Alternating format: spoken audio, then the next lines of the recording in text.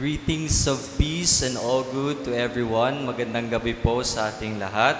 So, I once watched a video na ang sabi that the greatest enemy of man is no other than but fear. Naniniwala po ba kayo doon? Na pinaka-matinding kalaban ng tao ay ang takot. Bakit nga ba? Sinasabi na kapag tayo ay may takot sa puso natin o kung tayo ay natatakot, wala tayong nagagawang tama.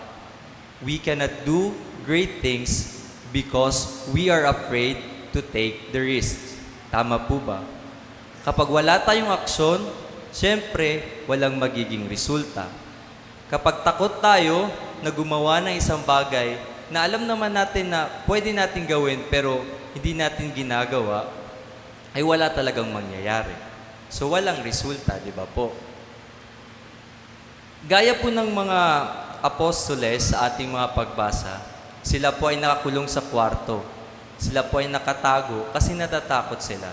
Because during that time, pinipersecute sila ng mga Romans, ng mga Jews. Kasi nga, ayaw, di ba, tagasunod sila ni Kristo. And ayaw nila yon. And mission nila na ipalaganap yung mabuting balita na si Jesus ay muling nabuhay. At tayo ay kanyang iniligtas nang siya ay namatay sa krus. Ngayon, paano ba aalisin ang fear? Ang fear ay 4-letter word, di po ba? So dapat, para matanggal ang fear, kailangan mas marami or mas malaki. So, meron ako naiisip na 5-letter word na pwedeng maka-crush out ng fear. Alam niyo po ba kung ano yun? Nagsisimula rin po siya sa letter F. Ano po? In English. Faith. Tama po tayo dyan. Para po mawala ang fear, kailangan po natin magkaroon ng pananampalataya, ng paniniwala. Tama po ba? Kasi kapag hindi po tayo nagtiwala sa sarili natin na magagawa po natin yon, at higit sa lahat, kapag hindi tayo naniwala sa Diyos, wala. And kasi yung faith, yun yung first initial action ni God para tayo ay ma-communicate sa Kanya. Gaya ng ginawa niya, nung ang mga apostoles ay natakot, ay pumunta siya sa kanilang needs.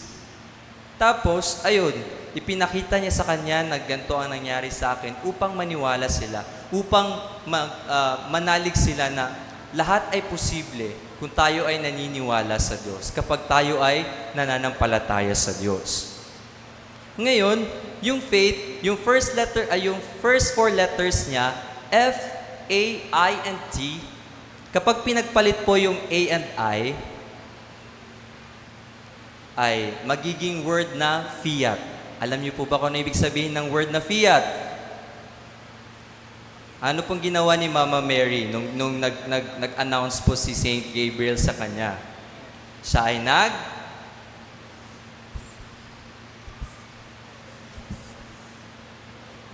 Siya ay nag-yes sa ibinigay sa kanya ni Lord na mission. So, ang fiat ay yes to the mission. Ano ba ang mission natin? Sabi,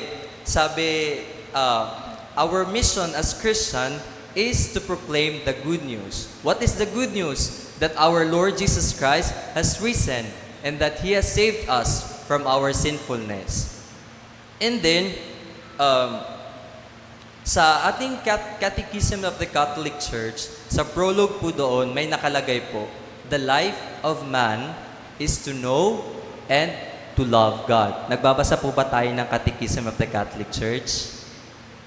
Sa prologue po doon, nakalagay po, sa first chapter ng prologue na sinabi, the life of man is to know and to love God.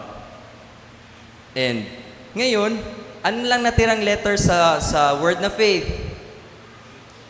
Letter H, 1. And sa ating pananampalataya, tayo ay naniniwala na ang Diyos ay iisa, ngunit may 3 persona. Ngayon, bigyan natin ng tatlong kahulugan ang letter H. First is humility.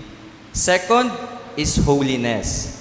And third is happiness.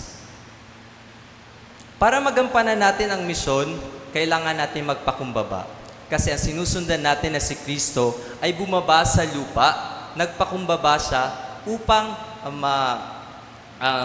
matupad o tuparin ang kalooban ng Diyos upang mailigtas tayo sa ating pagkamakasalanan. So, kapag humble tayo, kapag nagpapakumbaba tayo, syempre, mas marami tayong, or may sinasabi na denying of ourselves. If we deny ourselves, we will be able to accept a lot. Na marireceive natin yung ibinibigay ng Espiritu Santo sa atin kapag ini-empty natin or pinapakumbaba natin yung sarili natin. Kasi kapag hindi, ano ba kabaliktaran ng humility or humble? Di ba po ay pride? And pride is the first capital sin. Kapag tayo po ay proud, ano pong nangyayari? Akala natin magaling tayo, pero hindi. Ngayon, kapag natuto po tayo magpakumbaba, ito po ay resulta or ito po ay isang sign na tayo po ay nasa path na ng holiness. Tayo po ay nasa daan na ng pagpapakabanal. And sabi ng ating late Pope Francis, sabi niya, to be happy, you need to be holy. And for you to be holy, you have to do good. Di ba po? Ay kapag nakagagawa po tayo ng mga mabubuting bagay at nakapagpapasaya rin tayo ng ibang tao, syempre, tayo rin po ay magiging masaya. And kapag natanggap po natin yun, nagawa po natin yun, ibig sabihin po noon ay nagagampanan po natin yung ating misyon bilang mga anak ng Diyos. Galing po kasi akong Costa Rica, kakauwi ko lang po last 3 days ago. Ngayon, doon po may nano po ako na word na ibig sabihin, na sinasabi, perlas preciosas. Naintindihan naman po siguro natin po no, na Spanish word po siya, perlas preciosas. Na literally, kapag tinranslate natin siya sa English, is precious pearls. Ano po ba ibig sabihin po nun? Sabi that each one of us are unique and valuable. Di ba po mahirap po makahanap ng perlas? Dito sa Pinas, kaya tinawag tayong Orient of the Pearl Sea kasi marami po tayo. Pero, kung mapapansin po natin, iba-iba po yung hugis ng perlas. Iba-iba po yung value ng perlas. Parang tayo po iyon. And sinasabi nga, we don't have to compare ourselves to others because we have our own capabilities that we can do things that others cannot. Or kahit na hindi man natin magawa yung nagagawa nila, meron naman tayong nagagawa na hindi rin nila nagagawa. Kaya sinasabi, para magkaroon tayo ng, sabi nga, it is not uniformity that could create unity. To create unity, dapat diverse tayo. Kasi doon magkakaroon ng parang brainstorming, nagkakaroon tayo ng mas malaking ideya, mas marami tayong nagagawa. And yun po ang nagiging bunga ng banal na espiritu.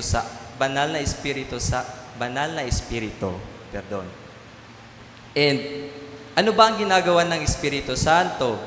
Nakalimutan po natin lagi kasi kapag nagdadasal po tayo, sinasabi lang natin, God the Father, bless me po, or sinasabi pa natin minsan, Papa Jesus, bless nyo po kami, ganon, bigay nyo po sa amin ito, ganon.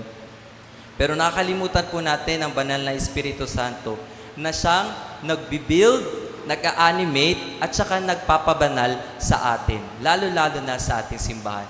Kaya sa dinami-dami ng persecution, kahit na marami tayong pagdadaanan na takot o hirap upang magampanan yung ating misyon, laging andyan ang Espiritu Santo. Kaya patuloy pa rin po tayo hanggang ngayon, ang simbahan ay nakatayo at patuloy na ginagawa ang kanyang misyon.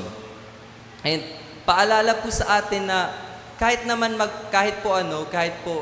kapag sabi po ni Jesus sa ibang gospel for today, na kapag tayo ay naniwala sa Kanya, siya ay sumasa atin. And if we have God in ourselves, we have everything already. We could not ask for more kasi nga, sinasatisfy niya na tayo. And kapag nag-fail tayo, sabi ni Isaiah, dun, sa kanyang prophecy, that the Lord said, "Do not be afraid, I am with you." At kanya po itong tinutupad hanggang ngayon, gaya ng kanyang pangalan na Emmanuel. Di ba po si Isaiah po yung nag-pronounce na pangalang Emmanuel? Ano po ibig sabihin ng pangalang Emmanuel? Ang Diyos ay nasa atin. Kaya wag po tayong matakot, maniwala po tayo sa Kanya, at magagampanan po natin ng tama ang ating responsibilidad. Kung ano man po yun, sana po ay maniwala po tayo sa Diyos sapagkat hindi niya po tayo bibiguin. Magandang gabi po.